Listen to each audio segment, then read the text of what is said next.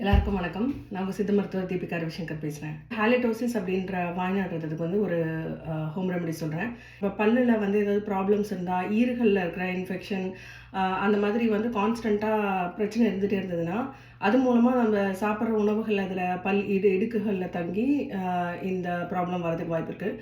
அப்படி இல்லைன்னா உள்ளுக்குள்ளேருந்தே கூட அந்த ஸ்மெல் க்ரியேட் ஆகிறதுக்கு வாய்ப்பு இருக்குது. இப்போது அல்சர் இந்த ட்ராக்டில் வயிற்றில் அல்சர் புண்கள் இருந்தால் அது திரிபலா பவுடரு அதில் டீ மேக் பண்ணுங்கள். எப்படின்னா 4 டம்ளரில் 1 ஸ்பூன் அந்த பவுடரை போட்டு நல்லா டீ மாதிரி மேக் பண்ணிவிட்டு அந்த தண்ணியை வடித்து எடுத்து வச்சுக்கோங்க. காலையில் நீங்கள் எந்திரிச்சோடனே ப்ரஷ் பண்ணி முடிச்சுட்டு லாஸ்ட்டாக இந்த ரோஸ் வாட்டர் தண்ணி வடிச்சிட்டு இந்த தண்ணியை எடுத்து வச்சுக்கோங்க. அதுக்கப்புறம் திரிஃபிலா வாட்டர் சொன்னாங்களா, இந்த தண்ணி ரெண்டையும் மிக்ஸ் பண்ணி வாய் கொப்பளிக்கணும். நீங்கள் லிஸ்டரின் இந்த மாதிரி இதில் வாய் கொப்பளிப்பீங்க இல்லையா, அந்த கான்செப்ட் தான். ஆனால் அதை விட இதுதான் பெட்டர். இதை நல்லா வாய் கொப்பளிச்சுட்டு கொஞ்ச நேரம் வாயில் வச்சுருந்து அப்புறம் அப்படியே கொப்பளிச்சுட்டு ஸ்பிட் பண்ணிடுங்க. இது மாதிரி டெய்லியும் பண்ணிட்டு வந்தீங்கன்னா உங்களுக்கு இந்த ப்ராப்ளம் குறையும். ஒரு நாளில் 3 டைம் கூட நீங்கள் செய்யலாம்.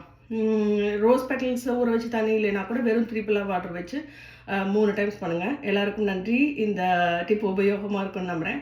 Have a wonderful day.